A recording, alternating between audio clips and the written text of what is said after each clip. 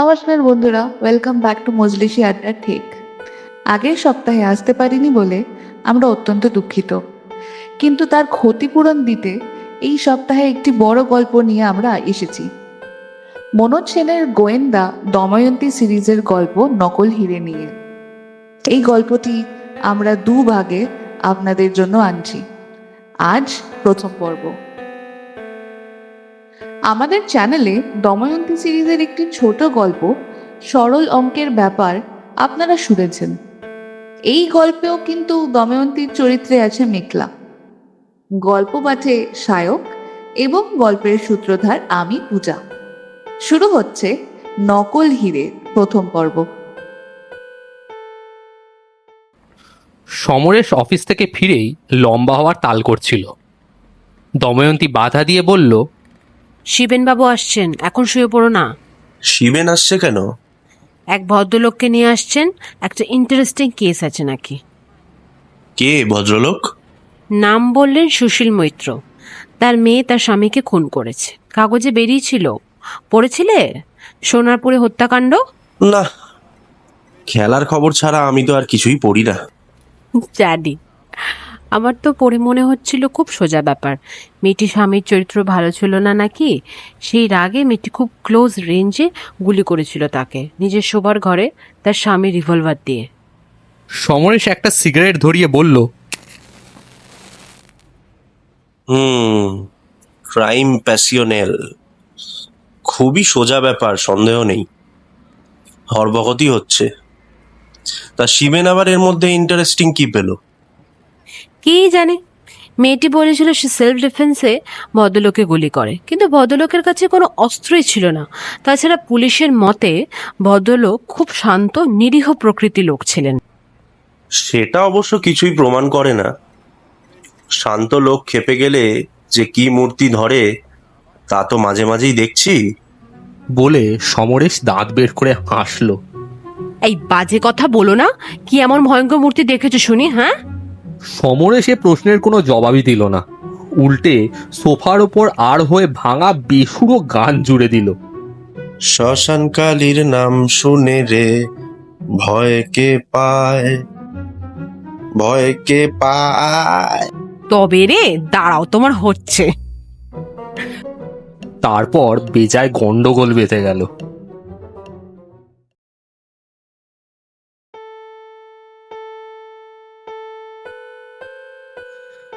সুশীল মৈত্র সার্থকনামা ব্যক্তি। এমন বিনয়ী নম্র ভদ্রলোক সচরাচর দেখা যায় না। 50-এর ওপর বয়স, পক্ককেশ দীর্ঘকায় সুপুরুষ ব্যক্তি। এর মেয়ে যে খুনি হতে পারে ভাবাই যায় না। ভদ্রলোক দুঃখিত আর নিচু গলায় ঘটনার বিবরণ দিচ্ছিলেন। আমার জামাই মানে প্রতাপ প্রতাপ চৌধুরী একসময় আমার কর্মচারী ছিল। সোনারপুরে আমার একটা ফ্যাব্রিকেশন শপ আর ফাউন্ড্রি আছে। সেখানে যাদবপুর থেকে এই ইলেকট্রিক্যাল ইঞ্জিনিয়ারিং পাশ করে বছর 6 আগে জয়েন করে।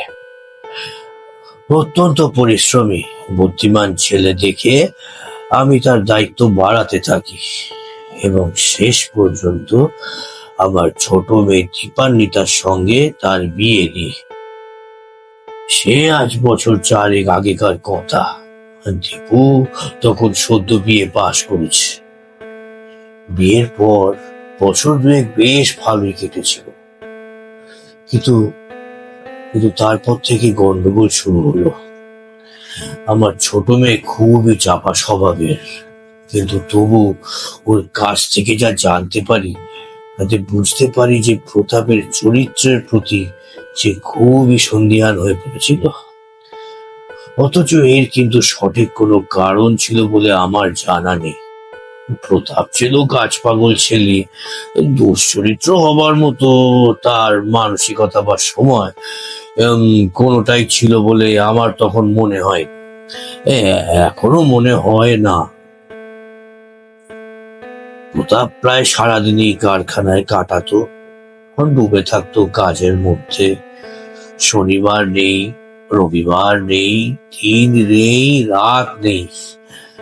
প্রতাপ কারখানার কোনো না কোনো জায়গায় প্রবলেম সলভ করে বেড়াচ্ছে। এই ছেলেকে চরিত্র নিয়ে সন্দেহ করা নেহাতি পাগলামি। বুঝতেই তো পারেন, ঘরে শান্তি না থাকলে বাইরেও শান্তি আসে না। প্রতাপও সম্প্রতি কাজকর্মে অমনোযোগী হতে আরম্ভ করেছিল। হঠাৎ হঠাৎ অফিস থেকে বেরিয়ে পড়তো, সিনেমা দেখতো একটু, লিঙ্কও ধরেছিল নাকি। আমি অবশ্য ক্রমাগত এই দীপুকে বোঝাবার চেষ্টা করে যাচ্ছিলাম, কিন্তু ব্যাপারটা যে এমন ভয়ঙ্কর হয়ে পড়বে আমি যদি বুঝতে পারতো, তাহলে হয়তো ওদের আলাদাই করে দিতেন। আমি বরং ভেবেছিলাম একসঙ্গে থাকলে মিটমাট হয়ে যাবে। এই ঘটনাটা যেদিন ঘটে, অর্থাৎ গত মাসের 3 তারিখে, আমি দীপুর কাছে গিয়েছিলাম দুপুরবেলা কতগুলো ক্যাশ সার্টিফিকেট সই করাচ্ছে। ওদের বাড়িটা আমার ফ্যাক্টরির ঠিক গায়ে। আমি ফ্যাক্টরিতে আর যাইনি, ভেবেছিলাম দুপুরবেলা প্রতাপ যখন আসবে তখন একসঙ্গে খাওয়া দাওয়া করে দুজনে মিলেই কারখানায় যাব। কাজেই সই সাবুত করিয়ে বসার ঘরে বসে আমি আর দীপু গল্প করছিলাম।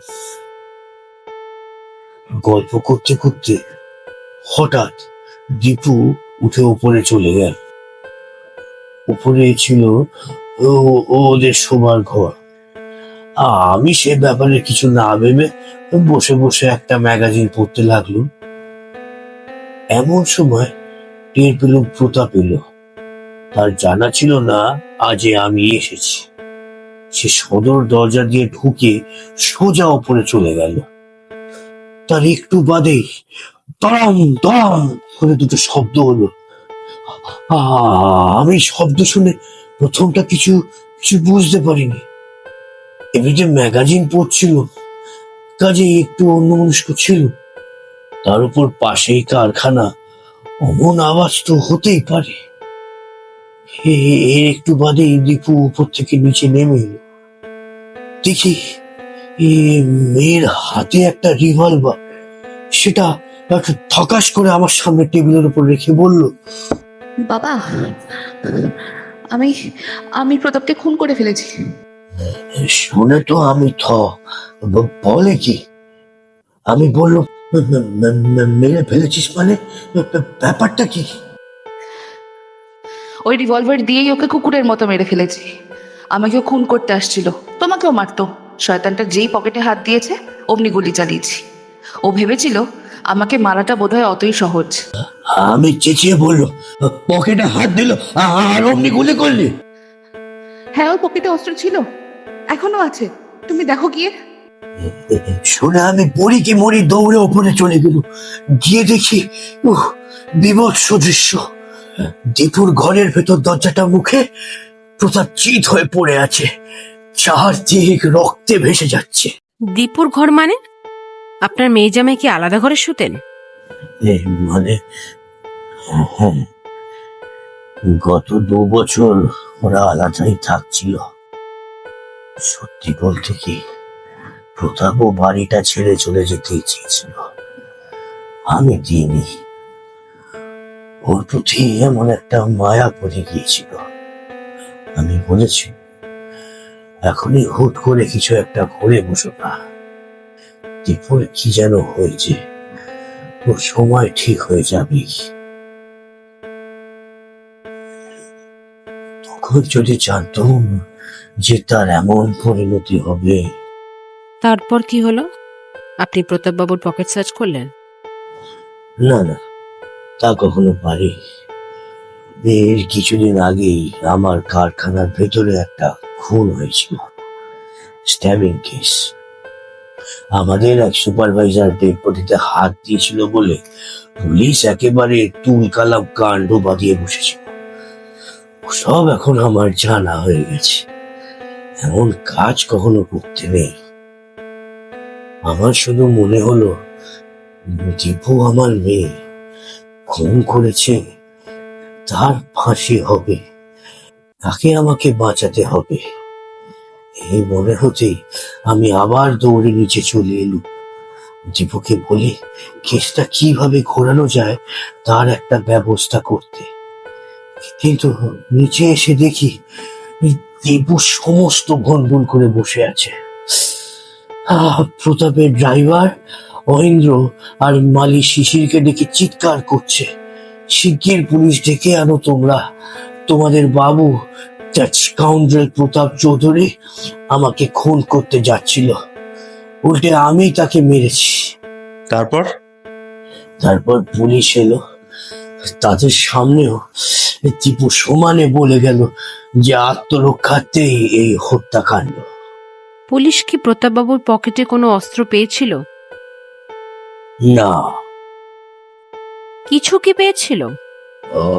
হ্যাঁ, একটা কালো ভেলভেটের বাক্সে একটা হীরের আংটি।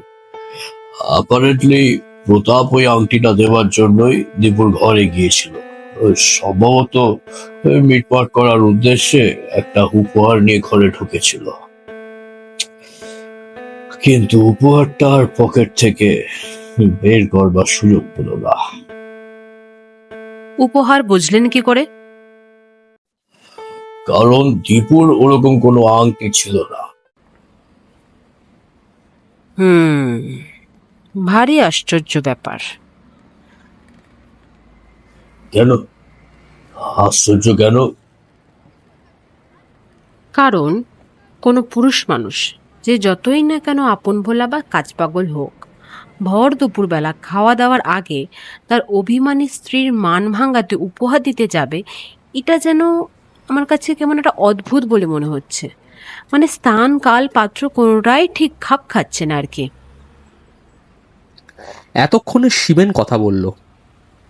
আরও একটা অদ্ভুত ব্যাপার আছে জানেন তো, এই যে প্রতাপের পকেট থেকে যে আংটিটা পাওয়া গেছে, তার হিরেটা জাল, একটা সুন্দর করে পল কাটা কাঁচের টুকরো।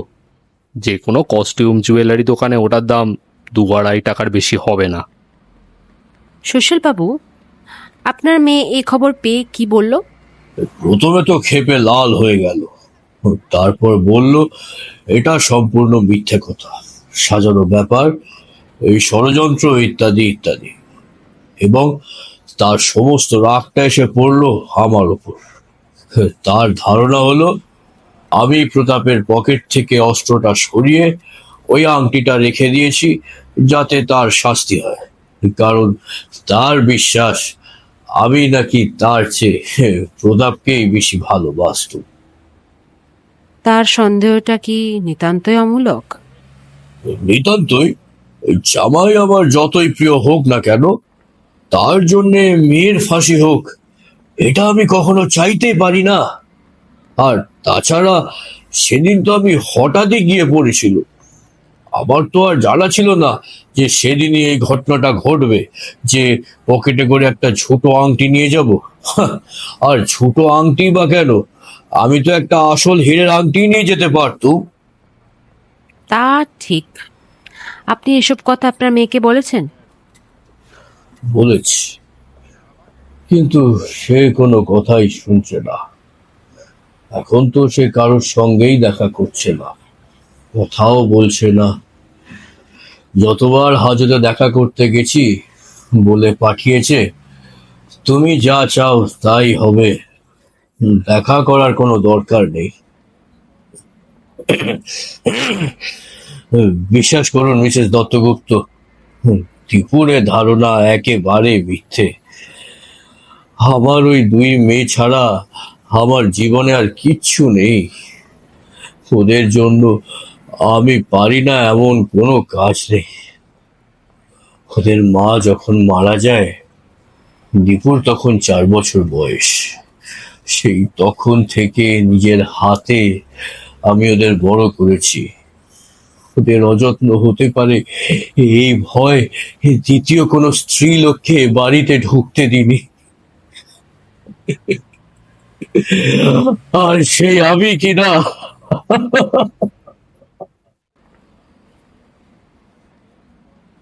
আমাকে কি করতে বলছেন সুশীল বাবু? আমার জন্য আমি ভাবি না মিসেস দত্তগুপ্ত। আপনি দীপুকে বাঁচান। সে নেলা খেপা নয়, নির্বোধ নয়, সোজা সরল বুদ্ধিমতী মেয়ে, লেখাপড়ায় ভালো। সে একটা কথা বলছে, সেটা ব্যাহত যতই অসম্ভব বলে মনে হোক না কেন, নিশ্চয়ই তার মধ্যে একটা সত্য আছে। সে প্রতাপকে খুন করতে চাইলে নানা রকম অন্য রাস্তায় করতে পারত। প্রকাশ্য দিবালোকে লোকজন ডেকে একটা অবাস্তব যুক্তি খাড়া করে এমন কাজ করবার মতো জড় বুদ্ধি তো সে নয়। কোথাও একটা মস্ত বড় রহস্য আছে এর মধ্যে মিসেস দত্তগুপ্ত। আমার কেবলই মনে হচ্ছে দীপু যা বলছে তার আসল কথাটা আমরা দেখতে পাচ্ছি না, বা হয়তো দেখতে চাইছিও না। আমার অনুরোধ, আপনি সেই আসল কথাটা বের করুন। দেখবেন হয়তো সত্যি দীপু অপরাধী নয়। যে সত্যিকারের অপরাধী সেই শাস্তি পাক। সে যদি আমিও হই, তাতে কোনো ক্ষোভের কারণ থাকবে না। দময়ন্তী কিছুক্ষণ চুপ করে রইল, তারপর বলল, হয়তো আপনার কথাই ঠিক। এই সমস্ত ব্যাপারটার মধ্যে যে একটা রহস্য আছে সেই বিষয়ে কোনো সন্দেহ নেই, কিন্তু এই কিন্তু কিন্তু নয় মিসেস দত্তগুপ্ত, আপনাকে আমার মেয়েকে বাঁচানোর দায়িত্ব নিতেই হবে। আমি কোনো কথাই শুনবো না। এর জন্য যত টাকা লাগে, যত লাগে আমি দেব। দেখুন, প্রফেশনাল প্রাইভেট ডিটেকটিভ বলতে যা বোঝায় আমি তা নই। টাকা নিয়ে আমি কাজ করি না, আর কাউকে বাঁচানোর কোনো দায়িত্বও আমার পক্ষে নেওয়া সম্ভব নয়। কোথাও কোনো রহস্য থাকলে আমি সেটা জট ছাড়ানোর চেষ্টা করতে পারি মাত্র। কিছু মনে করবেন না, আমি অত্যন্ত লজ্জিত মিসেস দত্তগুপ্ত যে টাকা পয়সার কথাটা তুলে ফেলল। শিবেন বাবু আমাকে সব কথাই বলেছেন, তা সত্ত্বেও কথাটা মুখ দিয়ে বেরিয়ে গেল। কি করব বলুন? আমি যে ব্যবসাদার লোক, আমি তো আবার এসব ছাড়া কোনো কাজের কথাই চিন্তা করতে পারি না। আমারই দোষ। আপনি আমাকে ক্ষমা করে দিন। না না, ওসব কিছু নয়।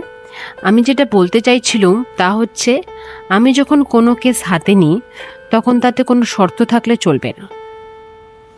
ছি, না না, কোনো শর্ত আরোপ করার কোনো প্রশ্নই ওঠে না মিসেস দত্তগুপ্ত। আপনি শুধু সত্য কথাটা বের করুন। আমার মেয়ে দীপু তার স্বামীকে হত্যা করেছে, এটা তো মিথ্যা হতে পারে না। কিন্তু কেন করলো? সেই যে আত্মরক্ষার কথা বলছে, কেনই বলছে? প্রতাপের পকেটে একটা ছোট হীরের আংটি কোত্থেকে এলো? তার আর দীপুর মধ্যে ঝগড়াই বা হলো কেন? প্রতাপ কেন দীপুর সঙ্গে একটা মিটমাটের চেষ্টা করলো? এই সব প্রশ্নের উত্তর পেলে হয়তো দেখবেন দীপু নির্দোষ। তবে সে উত্তর বের করার ক্ষমতা বা বুদ্ধি কোনোটাই আমার নেই। সেই জন্যই আপনার কাছে আমার একান্ত অনুরোধ। ঠিক আছে সুশীলবাবু, আমি আপনার মেয়ের ব্যাপারটা দেখব। তবে তার আগে আপনাকে আমি কয়েকটা প্রশ্ন করতে চাই। আপনি বললেন যে আপনার স্ত্রী যখন মারা যান তখন আপনার ছোট মেয়ের বয়স 4 বছর।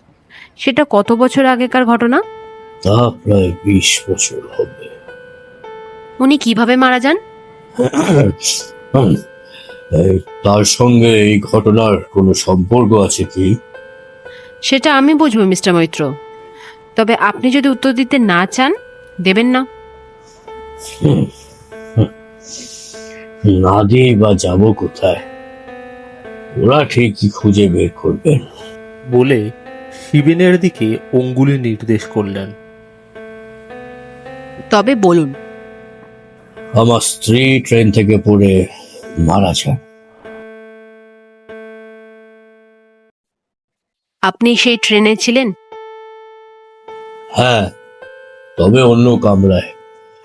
আমার স্ত্রী আমার এক বন্ধুর সঙ্গে ছিল। আমি তাদের অনুসরণ করেই সেই ট্রেনে উঠি। কোনো একটি স্টেশনে আমার স্ত্রী আমাকে প্ল্যাটফর্মে দেখতে পান। হুঁ, এবং তারপর বিবেক দংশন সহ্য করতে না পেরে বা ভয়ে ব্যাকুল হয়ে চলন্ত ট্রেন থেকে লাফিয়ে পড়ে, অথবা তাকে ঠেলে ফেলে দেওয়া হয়। পুলিশ আপনার কথা বিশ্বাস করেছিল? হ্যাঁ, করেছিল। কারণ সাক্ষী সাবুদের তো কোনো অভাব ছিল না। আপনার সেই বন্ধুটি এখন কোথায় আছেন? জানি না। এক মিনিট, আপনি এসব কথা আমাদের বলেননি কেন? আপনারা তো জিজ্ঞেস করেননি। তাছাড়া সেই 20 বছর আগেকার ঘটনার সঙ্গে এই দীপুর ব্যাপারটা যে কি যোগাযোগ থাকতে পারে সেটা তো আমি এখনো বুঝতে পারছি না। ঠিক আছে মিস্টার মৈত্র, এরপর আমার দ্বিতীয় প্রশ্ন। প্রতাপবাবুর আত্মীয় স্বজন কে কে আছেন, কি করেন তারা? প্রতাপের বাপ মা তার ছেলেবেলাতেই মারা যান। তারপর তার এক বিধবা মাসি তাকে মানুষ করেন। ওর একটি ছোট বোন আছে, তার বিয়ে হয়েছে এক ডাক্তারের সঙ্গে। তারা এখন আমেরিকায় থাকে। তবে তাদের সঙ্গে প্রতাপের বা তার মাসির এখন কোনো সম্পর্ক নেই। প্রতাপের মৃত্যুর খবরও বোধহয় সে পায়নি। কোনো সম্পর্ক নেই কেন? আমি সঠিক জানি না। তবে প্রতাপের ভগ্নিপতি শুনেছি খুব রকচটা ঝগড়াটে লোক, কারোর সঙ্গেই তার বনে না। প্রতাপবাবুর পরিবারের টাকা পয়সা কিরকম আছে? বিশেষ কিছু নেই। ব্যাংকে জমানো কয়েক হাজার টাকা ছাড়া আর কিছুই নেই। আপনি যখন আপনার মেয়ের সঙ্গে প্রতাপবাবুর বিয়ের ব্যবস্থা করেন, তখন কোনো তরফে কোনো আপত্তি উঠেছিল কি? না, তেমন কিছু নয়। তবে তবে কি? কিছু উড়ো চিঠি এসেছিল আমি যাতে বিয়ে না দিই সেই অনুরোধ নিয়ে। পরে আমাকে ভয় দেখিয়েও কয়েকটা চিঠি আসে। সেসব চিঠি আপনার কাছে আছে এখনো? না, সেসব তক্ষুনি ছিঁড়ে ফেলে দি। এ পাড়ার কোনো ফচকে ছোড়ার কাণ্ড বলেই আমার মনে হয়েছিল, বিশেষ পাত্তা দিইনি। দীপান্বিতা তো আপনার ছোট মেয়ে, আপনার বড় মেয়ে কোথায় থাকে? আমার বড় মেয়ে থাকে বড়া করে, তার শ্বশুর বাড়ি সেখানে। তার জীবনটাও বড় দুঃখের। কেন? আমার বড় মেয়ে সুচিস্মিতা দীপুর চেয়ে 2 বছরের বড়। তার বিয়ে দিয়েছিল বিলেত ফেরত ইঞ্জিনিয়ার রামানুজ লাহিড়ীর সঙ্গে। হীরের টুকরো ছেলে, যেমন সুদর্শন তেমনি তার পাণ্ডিত্য। বার্নপুরের ইস্পাত কারখানায় কাজ করত। হঠাৎ একটা দুর্ঘটনায় তার 2 ভাই কাটা যায়। তারপর থেকে সে যেন কেমন একরকম হয়ে গেছে। ঠিক পাগল নয়, কিন্তু ঠিক স্বাভাবিকও নয়। সবসময় গম্ভীর আর অন্যমনস্ক হয়ে থাকে। আর্টিফিশিয়াল লিম থাকলেও কোথাও যায় না, বেরোই না বাড়ি থেকে। সারাদিন বসে বসে নানা রকমের বই পড়ে। আমি ওকে দিয়ে কিছু কনসালটেন্সির কাজ করাতে চেয়েছিলাম, দেখলাম পারলো না, কনসেন্ট্রেটই করতে পারে না। কতদিন আগে এ ঘটনা ঘটে? আজ থেকে প্রায় 5 বছর আগে। ওদের বিয়ের 1 বছরের মধ্যেই। সংসার চলে কি করে? রামানুজের বাবা বেশ পয়সাওয়ালা লোক ছিলেন, যদিও অবস্থা এখন পড়তির দিকে। তাছাড়া সুচি চাকরি করে, কাজেই সংসার চলে যায় আর কি। আপনার ছোট মেয়ের এই ব্যাপারে আপনার বড় মেয়ের এবং জামাইয়ের রিয়াকশন কি? কি আর, সুচি খবর পেয়েই দৌড়ে এসেছিল, কান্নাকাটি করলো, এই পর্যন্ত। জামাই আসেননি নিশ্চয়ই? না, সে তো একে বাড়ি থেকেই বেরোয় না। তার উপর ট্রেনে বাসে কলকাতায় আসা তার পক্ষে একরকম অসম্ভবই বলতে পারে। আপনার বড় মেয়ের সঙ্গে তার ব্যবহার কেমন? অত্যন্ত ভালো।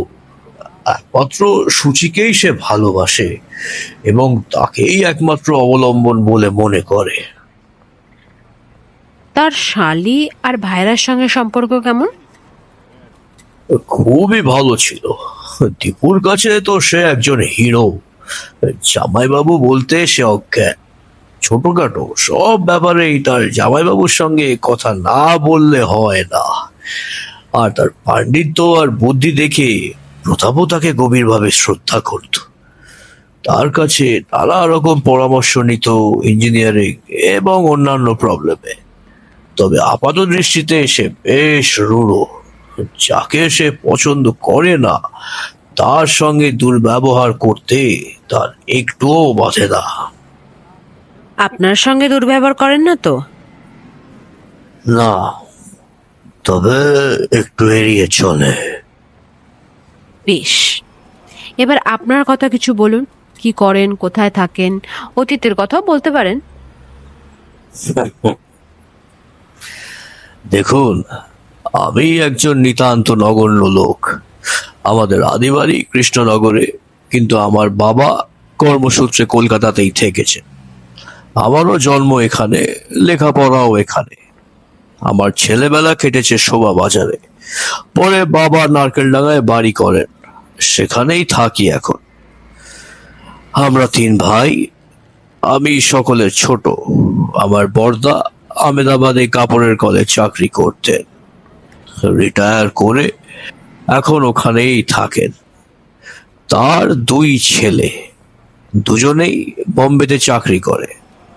আমার ছোটদা খুব পণ্ডিত লোক, গৌরমোহন কলেজের নামজাদা প্রফেসর। অর্থনীতির ওপর তার কয়েকটি বেশ বিখ্যাত বই আছে। তার নাম শুনেছেন বোধ হয়, ডক্টর সুবল মৈত্র। হ্যাঁ, শুনেছি। তিনিও কি আপনার সঙ্গেই থাকেন? না, ছোটদা থাকেন টালিগঞ্জে, মূল অ্যাভিনিউতে। গৌরমোহন কলেজ ওখান থেকে কাছে হয়। ওর 1 ছেলে 1 মেয়ে। মেয়ে বয়সে বড়, তার বিয়ে হয়ে গেছে। আর ছোট ছেলে, সে বিলেতে আছে পড়াশোনা করতে। আর আমার কথা কি বা বলবো। আমি কেমিস্ট্রি নিয়ে এমএসসি পাশ করে কিছুদিন একটা ওষুধের কারখানায় এবং কিছুদিন একটা সিমেন্ট ফ্যাক্টরিতে চাকরি করে হঠাৎ একদিন সব ছেড়ে ছুড়ে দিয়ে ব্যবসায় নেমে পড়ি। ভাগ্যলক্ষ্মী আমার ওপর প্রসন্ন হয়েছিলেন, ফলে আজ আমার কিছু সচ্ছলতা এসেছে। আমার এখন 2টো কারখানা, একটা বেলেঘাটায় তারক কেমিক্যাল ওয়ার্কস, অন্যটা সোনারপুরে বিদ্যা ইঞ্জিনিয়ারিং ওয়ার্কস। একটা আমার বাবার নামে, অন্যটা মায়ের নামে। প্রথমটা আমি দেখি, দ্বিতীয়টা দেখতো প্রতাপ। এখন কে দেখছেন? আপনি? না, এখন দেখছে আমার এক ভাগ্নে সাত্তকী। প্রতাপ আসার আগে ওই দেখতো। আপনার ভাগ্নে? আপনার তো নিজের বোন নেই, তাই না? না, এই মানে সাত্তকীর মা আমার আপন বোন নয়, দূর সম্পর্কে বলতে পারেন। কত দূর সম্পর্ক? সম্পর্কটা আসলে ঠিক আমরাও জানি না। সাত্তকীর দাদু আর দিদিমাকে আমার ছেলেবেলা থেকেই আমাদের বাড়িতে দেখে এসেছি। সাত্তকীর দাদুকে আমরা কাশীনাথ কাকা বলে ডাকতুম, তবে তিনি যে বাবার ভাই ছিলেন না সেটাও জানতুম। শাস্ত্রমতে ওকে হয়তো আমাদের আশ্রিতই বলা উচিত, কিন্তু আসলে উনি ছিলেন আমাদের পরিবারেরই একজন। ওকে কাকা ছাড়া অন্য কিছু আমরা ভাবিনি কোনোদিন।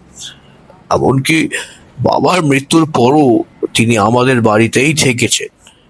কেউ কোনো প্রশ্ন তোলেনি এবং সেখানেই দেহ রক্ষা করেছেন।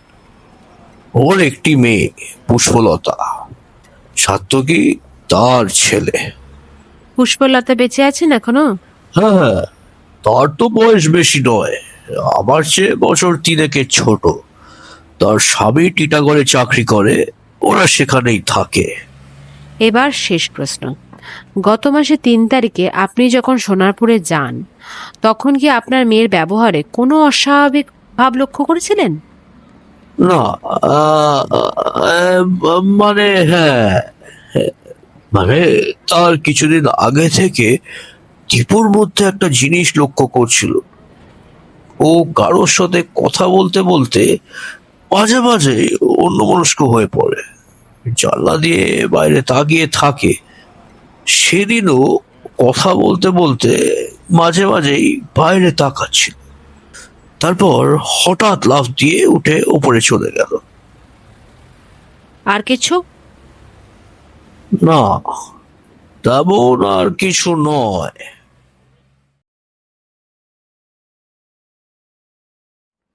দময়ন্তী সমরেশকে জিজ্ঞেস করলো, কি মনে হয় তোমার, আমাদের ব্যাপারটা আরো তলিয়ে দেখা দরকার না দরকার নয়? আলবাত দরকার। একজন ইলেকট্রিক্যাল ইঞ্জিনিয়ার মারা গেছে, চারটিখানি কথা। পত্র পাঠের রহস্য উন্মোচন করা দরকার। নইলে ইলেকট্রিক্যাল ইঞ্জিনিয়াররা যদি এভাবে মরতে থাকে, তাহলে জগতে আর থাকবে কে? ভদ্রলোকেরা থাকবে, আর সবকটা ইলেকট্রিক্যাল ইঞ্জিনিয়ারের তো মরার দরকার নেই, কেবল তুই মরলেই যথেষ্ট। সরি বৌদি। দময়ন্তী হেসে ফেললো। ঠিক আছে ঠিক আছে, এখন বলুন তো, এই যে গল্পটা আমরা শুনলাম, তাতে কি এটা স্ট্রেট ফরওয়ার্ড ঈশ্বরসঞ্জাত নরহত্যা বলে মনে হচ্ছে, না এর মধ্যে অনেক জায়গায় খটকা লাগার মতো কোনো বস্তু আছে? দেখুন বৌদি, খটকা তো অনেক জায়গায় লাগছে। যেমন? প্রথমে তো আপনি যেরকম বললেন এই টাইমিংয়ের ব্যাপারটা, তারপর হচ্ছে এই দীপান্বিতার কথা যদি আমি সত্যি বলে মেনেও নিই, তাহলে এখানে একটা প্রশ্ন ওঠে যে প্রতাপবাবুর রিভলভার তো তার হাতেই ছিল, তাহলে যেই প্রতাপবাবু পকেটে হাত দিলেন অমনি উনি গুলি করলেন কেন? তার মানে উনি নিশ্চয়ই জানতেন বা সন্দেহ করেছিলেন যে প্রতাপবাবুর পকেটে কোনো অস্ত্র আছে। বেশ, এবার তাই যদি হয়, তাহলে কি ধরনের অস্ত্র উনি আশা বা আশঙ্কা করেছিলেন? কারণ প্রতাপবাবুর কিন্তু রিভলভার ছিল আর সুশীলবাবুরও আছে, কাজেই একটা রিভলভার যে প্যান্টের সামনের পকেটে নিয়ে ঘোরা অসুবিধাজনক, সেটা উনি জানতেন বলেই ধরে নেওয়া যায়। অতএব উনি নিশ্চয়ই কোনো নতুন ধরনের অস্ত্র আশঙ্কা করেছিলেন। এবার পরের প্রশ্ন যেটা উঠছে সেটা হচ্ছে, কি সেই অস্ত্র? এরপর ধরুন দীপান্বিতার কথা যদি আমি আবার সত্যি বলে ধরে নিই, তাহলে তো আর একটা প্রশ্ন ওঠে যে অস্ত্রের কথা উনি বলছেন সেটা কোথায় গেল? এবার এখানে একটা লক্ষ্য করার ব্যাপার আছে বৌদি। এই যে উনি মানে দীপান্বিতা যে বারবার অস্ত্রের কথা বলছেন, উনি কিন্তু কোথাও কি অস্ত্র প্রতাপবাবুর পকেটে ছিল তার নাম উল্লেখ করেননি। অর্থাৎ ধরে নেওয়া যেতে পারে এটা কোনো নতুন ধরনের জিনিস। তাহলে যে সেটা সরালো, তার উদ্দেশ্য কি ছিল? দীপান্বিতাকে ফাঁসানো, না অস্ত্রটা গোপন করা? আর সবশেষে আংটি। আংটি কেন? আর ঝুটো হিরেই বা কেন? ভর দুপুরবেলা গিন্নির মানভঞ্জন করতে যাওয়া অস্বাভাবিক হয়তো, কিন্তু তাই বলে ঝুটো হীরের আংটি নিয়ে? এর মধ্যে আমি তো অস্বাভাবিক কিছুই দেখতে পাচ্ছি না। নিজের বিয়ে করা বউয়ের মানভঞ্জন কি পাঁজি দেখে তিথি নক্ষত্র মিলিয়ে করতে হবে নাকি? যখন মুড আসবে তখনই করতে হবে। আর ঝুটো গয়না, দেখ শিবেন, ইলেকট্রিক্যাল ইঞ্জিনিয়াররা তো আর তোর মতো পুলিশ নয় যে দুনিয়ার চোরাই হিরে মণি মুক্ত দেখে কোনটা আসল কোনটা নকল বুঝতে শিখবে। যেটা দেখতে ভালো লেগেছে সেটাই ভদ্রলোক কিনে নিয়েছিলেন হয়তো, অতটা ভেবে দেখেননি। তাছাড়া ইলেকট্রিক্যাল ইঞ্জিনিয়ারদের পকেট তো হরবখত করের মাঠ। আসল হিরে কিনবে তার কাঁচা পয়সা কোথায় বাবা? ওফ, আবার তুই বুদ্ধি খাটানোর চেষ্টা করছিস সমরেশ, তোকে না বারণ করলাম। আপনার প্রথম প্রশ্নের একটা সম্ভাব্য উত্তর আমি দিচ্ছি। ধরুন দীপান্বিতার কোনো বাল্যবন্ধু যে তাকে খুব ভালোবাসে বা স্নেহ করে, প্রতাপবাবুর কারখানাতেই কাজ করে। প্রতাপবাবু একজন ইঞ্জিনিয়ার, তিনিও তাই। এদিকে প্রতাপবাবু তার স্ত্রীকে মারবার জন্য অনেক মাথা খাটিয়ে এমন একটা অস্ত্র বানিয়েছেন যেটা খুব ছোট, সহজে বহনযোগ্য, অথচ মারাত্মক। সেটা প্রতাপবাবু তার কারখানাতেই তৈরি করেছিলেন, কিন্তু সেটা যে একটা মারণাস্ত্র সেটা কেউ বুঝতেই পারেনি, একমাত্র দীপান্বিতার বাল্যবন্ধুটি ছাড়া। সে যখন যন্ত্রটি তৈরি হচ্ছিল তখনই দীপানি তাকে জানিয়ে দিয়েছে, তাকে সাবধান করে দিয়েছে। যেদিন যন্ত্রটা তৈরি শেষ হয়েছে এবং প্রতাপবাবু সেটা পকেটে নিয়ে বেরিয়েছেন, অমনি সে দৌড়ে দীপান্বিতার কাছে চলে গেছে এবং তার ঘরে লুকিয়ে থেকেছে। প্রতাপবাবু ঢুকতেই দীপান্বিতা তাকে গুলি করেছে, আর সেই ছেলেটি প্রতাপবাবুর পকেট থেকে অস্ত্রটা বের করে সেখানে একটা আংটি ভরে রেখে গোলমালের মধ্যে কেটে পড়েছে। বাহ, চমৎকার উত্তর হয়েছে। কিন্তু বৌদি, এর থেকে আবার দুটো প্রশ্ন উঠেছে। প্রথম প্রশ্নটা হলো, ছেলেটি দীপান্বিতাকে খবর দিয়ে ঘরে লুকিয়ে রইল কেন? তার তো চেঁচামেচি করে লোক জোগাড় করা উচিত ছিল, তাই না? আর সেকেন্ড কোয়েশ্চেন যেটা আমার মাথায় আসছে সেটা হচ্ছে, সে যন্ত্রটা সরাতে গেল কেন? আপনার প্রথম প্রশ্নের উত্তর, ছেলেটি হয়তো চাইছিল যে দীপান্বিতা প্রতাপকে খুন করুক, তাতে হয়তো আখেরে তার কোনো লাভ ছিল। কারণ একটা কথা তো ঠিক, প্রতাপবাবুর স্ত্রী ওই কারখানার আটার মালিক। আর দ্বিতীয় প্রশ্নের উত্তর হলো যে ওই যন্ত্রটা তৈরি করাতে হয়তো তারও কোনো অবদান ছিল। হয়তো প্রতাপবাবু তাকে দিয়েই যন্ত্রটা বানিয়েছিলেন, সে গোড়ায় বুঝতে পারেনি, একদম শেষের দিকে পেরেছিল। এখন যন্ত্রটা নিয়ে তদন্ত হলে তারও নাম জড়িয়ে পড়ার সম্ভাবনা আছে, সেই জন্যই যন্ত্রটা তাকে সরাতে হয়েছিল। তাতে যে দীপান্বিতা বেশি করে ফেঁসে যাবে সেটা সে বুঝতে পারেনি। আপনার কি ধারণা এটাই আসল ব্যাপার? মোটেই না, অজস্র সম্ভাবনার মধ্যে এটা একটা, এইটুকু বলা যেতে পারে। কিন্তু সম্ভাবনাটা কতটা প্রবল? সেটা এক্ষুনি বলা অসম্ভব শিবেনবাবু। তবে সমরেশের কথাটা এখানে মনে রাখতে হবে। একজন ইলেকট্রিক্যাল ইঞ্জিনিয়ারের পক্ষে আসল হিরে আর সুন্দর করে কাটা একটা কাচের টুকরো তফাৎ বোঝা সত্যি বোঝায় কঠিন। যা, সব গুলিয়ে গেল যে। কি যে বললেন কিছুই তো বুঝতে পারলাম না। আমি কি চাই সব ভালো বুঝেছি। ষড়যন্ত্রই যদি হবে তবে দীপান্বিতা গুলি করতে গেল কেন? আর যদি ষড়যন্ত্র নাই হয়, যদি আত্মরক্ষার জন্যই গুলি চালাতে হয়ে থাকে, তবে প্রতাপের অস্ত্রটা গেল কোথায়? সুশীলবাবু কেন সরাবেন? তার কি স্বার্থ আছে? ওগো বলো না কিছু। ওই গাধাটা আর বলতে দিচ্ছে কই? শোনো, সমস্ত ব্যাপারটা জলের মতোই সহজ। কর্তাগিন্নির ঝগড়া চলছিল। কর্তা হয়তো কোনোদিন রাগের মাথায় বলেছিল তোমায় খুন করে ফেলবো। গিন্নি কর্তাকে সত্যবাদী বলেই জানতেন, কাজেই প্রাণের ভয় তার রিভলভারটি সরিয়ে ফেললেন। এদিকে ঘটনার দিন দুপুরবেলা বেচারি কর্তামশাই মানভঞ্জনের উদ্দেশ্যে গিন্নির ঘরে ঢুকতে ঢুকতে যেই পকেটে হাত ঢুকিয়েছেন, অমনি আতঙ্কিতা নায়িকা করাক করে পিং করে দিয়েছেন আর চেঁচাতে চেঁচাতে নেমে এসছেন। দময়ন্তী গম্ভীর মুখে সব শুনল, তারপর জিজ্ঞেস করলো, কর্তা গিন্নির ঝগড়া চলছিল ঠিক, কিন্তু সেদিন গিন্নি একতলায় তার বাবার সঙ্গে বসে বসে গল্প করছিলেন। হঠাৎ লাফ দিয়ে উঠে উপরে চলে গেলেন। তার একটু পরেই ঢুকলেন কর্তা, তিনিও চলে গেলেন গিন্নির ঘরে। গিন্নি যেন এরকমই হবে সেটা আঁচ করেই রেখেছিলেন, আর বন্দুক বাগিয়ে তৈরি হয়ে বসেছিলেন। কর্তা গিন্নির মুখ দেখা দেখি নেই, অথচ সেদিনই কর্তা গেলেন গিন্নির ঘরে, আর দরজার চৌকাটে পা দিতেই কি কি যেন বললে তুমি? করাক পিং। হ্যাঁ তাই।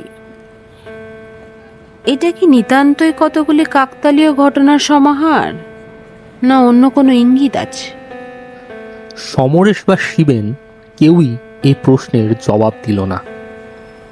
দময়ন্তী কিছুক্ষণ চুপ করে থেকে স্বগতোক্তি করল, প্রথম প্রশ্ন, প্রতাপ চৌধুরী কি একই সময় অফিস থেকে ফিরতেন? দ্বিতীয় প্রশ্ন, সুশীলবাবু কতটা সততার সঙ্গে ব্যবসা করেন? তৃতীয় প্রশ্ন, প্রতাপ চৌধুরী মারা গেলে দীপান্বিতার কি কোনো সুবিধে হয়? আর চতুর্থ প্রশ্ন, এটা যে আত্মরক্ষার্থে হত্যাকাণ্ড, সেটা কি আদালতে আদৌ প্রমাণ করা যাবে? দীপান্বিতা এমন মুখ খুলতে রাজি হচ্ছে না যে তার কারণ কি যাতে বেফাস কোনো কথা, কোনো তথ্য প্রকাশ হয়ে যায় যেটা তার স্বার্থের পরিপন্থী? বলে শূন্য দৃষ্টিতে মেঝের দিকে তাকিয়ে স্থির হয়ে বসে রইল। বেশ কিছু সময় বাদে শিবেন জিজ্ঞেস করল, আচ্ছা বৌদি, এখন কি করতে চান? একবার সোনারপুরে কারখানাটা দেখতে চাই। গোপনে, মানে সারপ্রাইজ ভিজিট? না না, গোপনীয়তার কোনো দরকার নেই।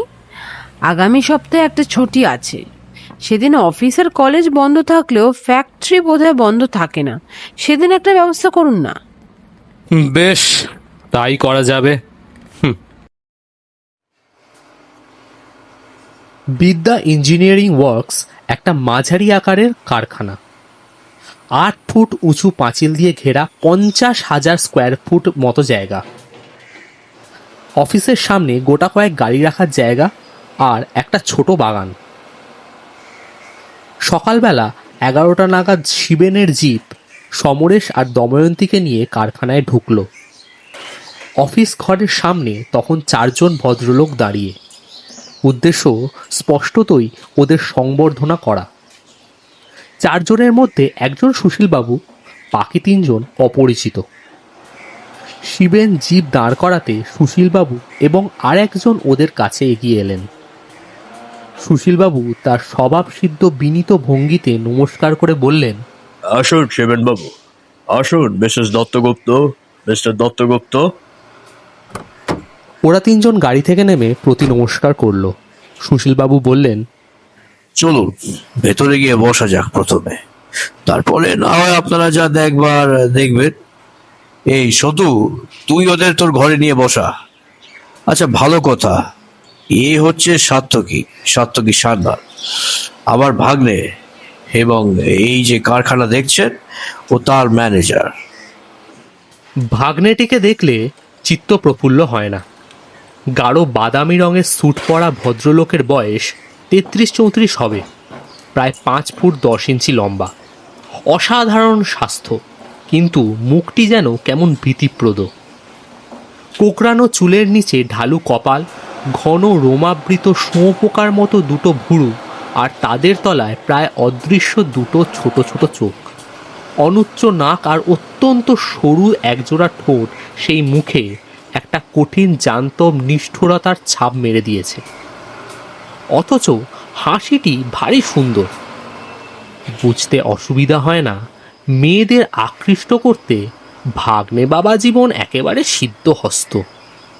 কিন্তু পুরুষদের, বিশেষত প্রতিদ্বন্দ্বী পুরুষদের কাছে তিনি মোটেই আনন্দজনক নন।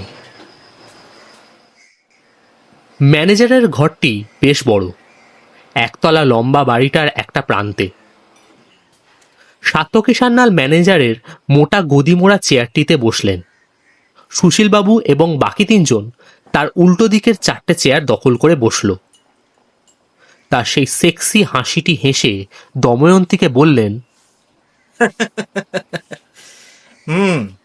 তা প্রতাপের মৃত্যু রহস্যের কিছু সূত্র খুঁজতে নাকি আপনি এই কারখানা দেখতে এসেছেন। এই দুটোর মধ্যে সম্পর্ক কোথায় সেটা অবশ্য আমার বোঝা সম্ভব নয়। তবে যেহেতু আমি এই কারখানায় অনেক দিন ধরে আছি, অতএব কি ধরনের সূত্র আপনি খুঁজছেন সেটা জানাতে পারলে হয়তো আমি আপনাকে আরেকটু সাহায্য করতে পারতাম। সেরকম কোনো সাহায্যের দরকার হবে কিনা জানি না, তবে আপাতত আমার কয়েকটা প্রশ্নের যদি উত্তর দিতেন তো খুব উপকার হতো। বিলক্ষণ, বলুন না আপনার কি প্রশ্ন আছে। আমার সাধ্যের মধ্যে হলে নিশ্চয়ই উত্তর দেব। প্রতাপবাবু কোন ঘরে বসতেন? এই ঘরে। উনি আসার আগে এই ঘরে কে বসতেন? আমি। ও আচ্ছা আচ্ছা, সুশীলবাবু আপনি একটু বাইরে যাবেন, আমি ওকে একা কিছু প্রশ্ন জিজ্ঞাসা করতে চাই। সুশীলবাবু তাড়াতাড়ি উঠে দাঁড়িয়ে বললেন, নিশ্চয় নিশ্চয়, আমি যাচ্ছি। আমি দেখি গিয়ে একটু চায়ের ব্যবস্থা করি গিয়ে। এই, কে আছিস? সুশীলবাবু বেরিয়ে গেলে দময়ন্তী আবার শুরু করলো, প্রতাপবাবুকে হত্যা করার কারণ হিসেবে দীপান্বিতা যা বলেছে আপনি তা বিশ্বাস করেন? ওয়েল, করি। অ্যান্ড প্রতাপ সুবিধের লোক ছিল না। ইনফ্যাক্ট ছোট মামা তার মধ্যে কি দেখেছিলেন তা তো ভগবানই জানেন। তার মতন একটি লোকের হাতে দীপুর মতন একটি মেয়েকে তুলে দেওয়া তার অন্যায় হয়েছিল, অ্যান্ড সেই অন্যায়ের ফল ভুগছেন এখন। প্রতাপবাবুর চরিত্র ভালো ছিল না? ভালো ছিল না বললে কম বলা হয়। অত্যন্ত খারাপ আর পারভার্টেড ছেলে ছিল প্রতাপ। কি করেছিলেন উনি? সেই অত্যন্ত নোংরা ব্যাপার। আর এইসব প্রশ্নের জবাবই বা আপনাকে দিতে যাব কেন? পুলিশ কি এতদিনও সেটা বার করতে পারেনি? না, আমরা কেবল শুনেছি যে মিস্টার চৌধুরীর চরিত্র ভালো ছিল না, কিন্তু তার কোনো বিশদ বিবরণ আমরা পাইনি। সুশীলবাবুও কিছু বলছেন না, তার মেয়েও তো কিছু বলছেন না। এখন আপনি যদি কিছু জানেন তো বলুন না। জানি, কিন্তু তা বলা যায় না, তাই আপনাদেরই খুঁজে বের করে নিতে হবে।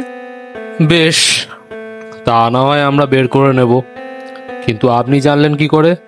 সুশীলবাবু বলেছেন? ছোট মামা তার তো ধারণা প্রতাপ একেবারে গঙ্গা জলে ধোয়া তুলসী পাতা। না না, তিনি বলেননি। তবে কি দীপানিতা বলেছিলেন আপনাকে? না, দীপু বলেনি। কে বলেছে মনে পড়ছে না। নিশ্চয়ই আপনার বিশেষভাজন কেউ। তা না হলে আপনার একজন সহকর্মী এবং আত্মীয় সম্পর্কে এহেন কথা আপনি নিশ্চয়ই চটপট বিশ্বাস করে নিতেন না। কে হতে পারেন তিনি? একটু মনে করার চেষ্টা করে দেখুন না। না ম্যাডাম, বললাম তো মনে পড়ছে না। তবে একেবারে এমনি এমনি বিশ্বাস করে নিয়েছি তাও ঠিক নয়। দীপুকে ঘুরিয়ে জিজ্ঞেস করেছিলাম, অ্যান্ড সে কথাটা অস্বীকার করেনি। আপনি কোথায় থাকেন? সোনারপুরেই? আগে মানে আমার বাড়ি এখান থেকে বেশি দূরে নয়। গাড়ি থেকে যেতে মিনিট 10 লাগে। কে কে আছেন আপনার বাড়িতে? এখানে আমি একাই থাকি, আর ছোট ফ্ল্যাট, তাই গেস্ট থাকার অসুবিধা আছে। অ্যান্ড বাই দ্য বাই, আপনি আমাকে এই প্রশ্ন করার অর্থটা কি? আপনাদের কি ধারণা প্রতাপের মৃত্যুর পেছনে আমার হাত আছে? থাকতেই পারে। একটা কথা তো ঠিক যে প্রতাপবাবুর মৃত্যুতে সবচেয়ে লাভবান আপনি হয়েছেন। সেক্ষেত্রে আপনাকে এহেন সন্দেহ করা কি অন্যায়? দময়ন্তীর কথা শুনে সাত্তকী চেয়ারের ওপর খাড়া হয়ে বসলেন। তার সমস্ত শরীরটা ফুলে উঠল। মুখের হাসির মুখোশটা খসে গিয়ে সেখানে একটা কুৎসিত নিষ্ঠুরতা ফুটে উঠল। কিন্তু বিস্ফোরণ ঘটল না। অনেক কষ্টে নিজেকে সামলে নিয়ে সাত্তকী বললেন, লিসেন, প্রতাপের মৃত্যুতে আমি লাভবান হইনি, হয়েছেন ছোট মামা। তার এই কোম্পানিটা বেঁচে গেছে। গোড়া থেকে আমরা এর সঙ্গে জড়িত ছিলাম, তিল তিল করে বড় করে তুলেছিলাম এই কোম্পানিটাকে। সেই কারখানাটা ছোট মামা প্রতাপের হাতে ছেড়ে দিয়ে পথে বসতে যাচ্ছিলেন। কি অবস্থা হয়েছিল! কোনো ডিসিপ্লিন নেই, কাজকর্মের কোনো মাথা মুন্ডু নেই, ওয়ার্কাররা সব মাথায় চড়ে বসেছে। এই করে কোনো ব্যবসা চলে? আমার আর কি লাভ হয়েছে? পরিশ্রম ডাবল হয়েছে এই পর্যন্ত। প্রতাপ যা নষ্ট করে গিয়েছিল সেটাকে আমাকে আবার তৈরি করতে হয়েছে। এটা কিন্তু সহজ ব্যাপার নয় ম্যাডাম। লাভ যা হবার সেটা ছোট মামারই হবে, আমাদের কিচ্ছু না। আর এই ঘরে বসা, ভাবছেন এখানে বসে আমি আমার সো কল্ড অ্যাম্বিশন ফুলফিল করতে পেরেছি? একেবারেই ভুল ধারণা আপনার। সাত্তকী সান্যাল চাকরির তোয়াক্কা করে না, এ কথা মনে রাখবেন।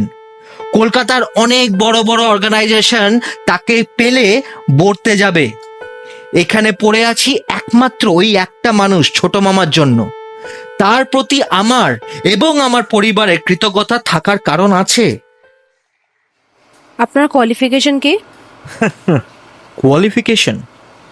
আমি Glasgow university graduate, mechanical engineer. বিলেত থেকে ফিরেছিলাম 8 বছর আগে রালফ স্ট্যানপে চাকরি নিয়ে। কিন্তু ছোট মামা রিকোয়েস্ট করলেন, ফেলতে পারলাম না। এই বিদ্যা ইঞ্জিনিয়ারিং ওয়ার্কসে এসে ভিড়ে গেলাম। তখন থেকে এখানেই আছি।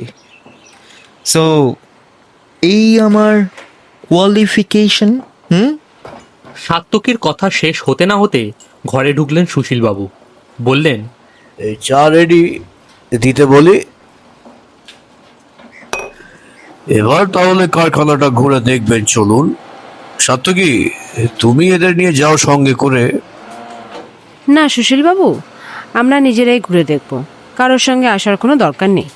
সুশীলবাবু বোধ হয় একটু অবাক হলেন, কিন্তু প্রতিবাদ করলেন না। বললেন, বেশ তো, নিজেরা ঘুরে দেখতে চান দেখুন, আমি আর সাত্তকী এখানেই অপেক্ষা করছি। দেখা হয়ে গেলে একসঙ্গে দীপুর বাড়িটা দেখতে যাব। দময়ন্তী ঘাড় নাড়ল। তারপর ডান দিকের জানলা দিয়ে পাঁচিলের ওপাশের বাড়িটার দিকে আঙুল দেখিয়ে জিজ্ঞেস করলো, ওই বাড়িটা? হ্যাঁ, ওটাই। এই জানলাটায় পর্দা লাগানোর কোনো ব্যবস্থা নেই দেখছি। পর্দা কি কোনোদিন লাগানো হতো না? পর্দা? ফ্যাক্টরি জানলায় আবার পর্দা কি? দময়ন্তী কিছুক্ষণ জানলা দিয়ে বাইরের দিকে তাকিয়ে রইল, কিন্তু ওর চোখ দুটো চিন্তিত আর অন্যমনস্ক হয়ে রইল। শিবেন আর সমরেশ ওই দৃষ্টি চেনে। দুজনে কোনো কথা না বলে নিঃশব্দে ঘর থেকে বেরিয়ে এসে বারান্দায় দাঁড়ালো। দময়ন্তী কিছুক্ষণ বাদে ঘর থেকে বেরিয়ে চিন্তিত এবং অন্যমনস্কভাবেই কারখানার দিকে না গিয়ে উল্টো দিকে মেন গেটের দিকে হাঁটতে লাগলো। শিবেন এরকমই আশা করেছিল বলে মনে হলো। সেও কোনো রকম বাধা না দিয়ে বিনা বাক্য ব্যয় দময়ন্তীর পিছনে হাঁটা শুরু করলো। গেটের সামনে পার্ক করা গাড়িগুলোর সামনে এসে থামল দময়ন্তী। তারপর আস্তে আস্তে ঘুরে দাঁড়ালো। শিবেনকে বলল, দেখেছেন শিবেনবাবু, এখান থেকেও দীপান্বিতার বাড়ির বারান্দাটা দেখা যায়। শিবেন পিছনে ফিরে দেখল, বলল, হ্যাঁ তা যায় বটে, তবে তাতে কি? না, তা আর কি। একজন খাকি ইউনিফর্ম পরা মাঝারি গড়নের মধ্যবয়স্ক ব্যক্তি এতক্ষণ অবাক হয়ে সমস্ত দৃশ্যটা দেখছিলেন। কিঞ্চিত উদ্বিগ্ন মুখে এগিয়ে এসে শিবেনকে সম্বোধন করে বললেন, আমি এখানকার সিকিউরিটি অফিসার। আমি কি আপনাদের কোনো রকম সাহায্য করতে পারি স্যার? শিবেন হাত নেড়ে না বলতে যাচ্ছিল, দময়ন্তী বাধা দিল। বলল, নিশ্চয়ই নিশ্চয়ই। কি নাম আপনার? কতদিন হয়েছে কাজ করছেন এখানে? আজ্ঞে, আমার নামে শ্রীনাথ ভট্টাচার্য। এখানে আছি তা বছর 8 হলো। তার আগে আর্মিতে ছিলুম, রিটায়ার করে। আমরা এখানে কেন এসেছি তা আপনি জানেন? নিশ্চয়ই জানি, আমি সিকিউরিটি অফিসার, জানবো না? আমার অজান্তে কি? আচ্ছা, তাহলে প্রতাপবাবুর হত্যাকাণ্ড সম্পর্কে আমরা যে তদন্ত করতে এসেছি তা আপনি জানেন? যেদিন এই ঘটনা ঘটে সেদিন কি আপনি এখানে ছিলেন? নিশ্চয় ছিলুম। জানেন, আমার এখানে 8 বছরে মোট 2 দিন লিভ নেওয়া আছে, তাও সিক লিভ। একবার ভীষণ আমাশা। আচ্ছা আচ্ছা, সেদিন কি কি ঘটেছিল আপনার মনে পড়ে? মানে প্রতাপবাবু কি কি করেছিলেন, তার হাবভাব কেমন ছিল ইত্যাদি। দময়ন্তীর প্রশ্ন শুনে শ্রীনাথের চোখ দুটো উজ্জ্বল হয়ে উঠল। একটা গভীর গম্ভীর গলা খাঁকড়ানি দিয়ে বলল, বলছি। তারপর হাত দুটো বুকের ওপর আড়াআড়ি করে রেখে একটু নিচু গলায় শুরু করলো। সেদিন ছিল 3রা এপ্রিল। আমি অফিসে এসে পৌঁছই তখন ঠিক 7:30। প্রতাপবাবু এলেন 7:45 নাগাদ। উনি সবসময় ফ্যাক্টরি খোলার মিনিট 15 আগে আসতেন। উনি যখন ঢুকলেন আমি তখন ওকে স্যালুট করলাম। মনে আছে, উনি কোনো প্রত্যবিবাদন করেননি।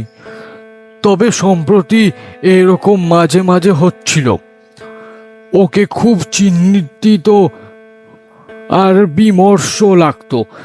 যা হোক, ফ্যাক্টরিতে ঢুকেই উনি ওর ঘরে চলে গেলেন। উনি কি হেঁটে আসতেন না গাড়িতে? উনি হেঁটেই আসতেন। ওই তো ওর বাড়ি দেখা যাচ্ছে, 5 মিনিটের পথও তো নয়। ওর গাড়িটা আগে বাড়ির গ্যারেজে থাকতো, ইদানিং কিন্তু ফ্যাক্টরিতেই থাকছিল। তা সেদিনও উনি হেঁটেই এসেছিলেন, তারপর তেমন আর কিছু বিশেষ কিছু ঘটেনি। আমি আমার কাজ নিয়ে ব্যস্ত ছিলুম। উনি কি করেছিলেন তা আর তেমন লক্ষ্য করে দেখিনি। বেলা 11টা নাগাদ উনি আমাকে ফোন করলেন, বললেন আমি এখন একটু বেরোচ্ছি, অহিন্দ্রকে বলে দেবেন যেন একটু বাদে আমার বাড়িতে গাড়ি লাগিয়ে দেয়। তার একটু বাদেই উনি আমার সামনে দিয়ে বেরিয়ে গেলেন। উনি বেরিয়ে যাওয়ার প্রায় 20-25 মিনিট পর বাদে অহিন্দ্র গাড়ি নিয়ে ফিরে এলো। দেখি অহিন্দ্র পাগলের মতো চেহারা। বললে, ভট্টাচার্য বাবু শিগগিরই চলুন, বড়বাবু ডাকছেন। আমি বললুম, কেন রে, কি হয়েছে? সে বলল, চৌধুরী সাহেবকে ছদ্দিমুনি খুন করে ফেলেছে। শুনেই আমি সেই গাড়িতে উঠে পড়লুম। একটা প্রশ্ন, আপনাদের ফ্যাক্টরি দুপুরে কটায় ছুটি হয়? বেলা 1টায়, 1 ঘন্টা লাঞ্চ, তারপর 2টো থেকে 4:30। এটা জেনারেল শিফট। অন্য শিফটের কাজের সময় আবার আলাদা।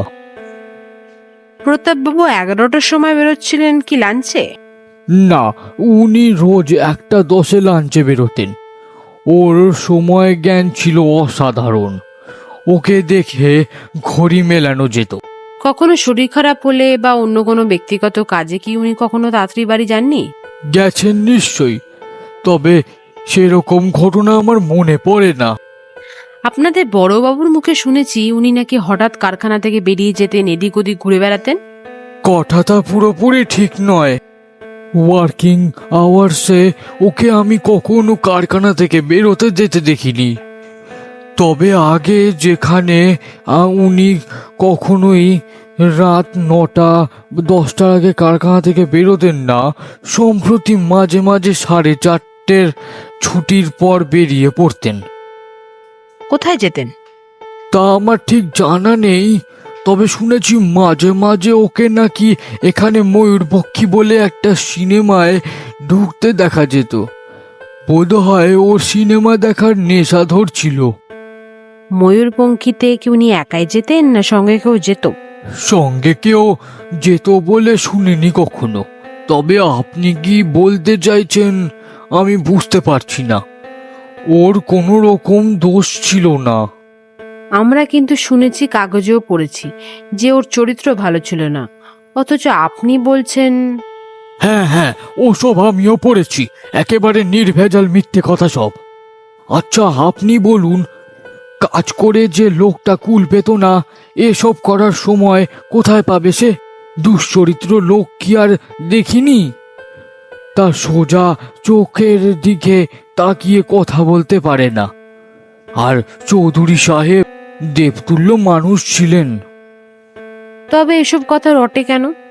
যা রটে তার কিছুটা তো বটে। কখনো না, এসব কথা রটে।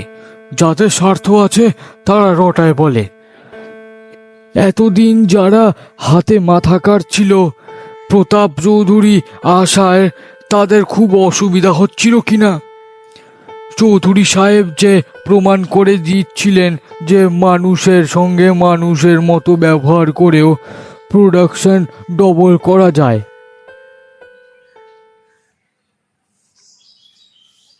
আচ্ছা, সান্যাল সাহেব কি সেদিন তাড়াতাড়ি বেরিয়ে গিয়েছিলেন? হ্যাঁ, চৌধুরী সাহেবের বেরোনোর আধা ঘন্টা আগে উনি বেরিয়ে যান।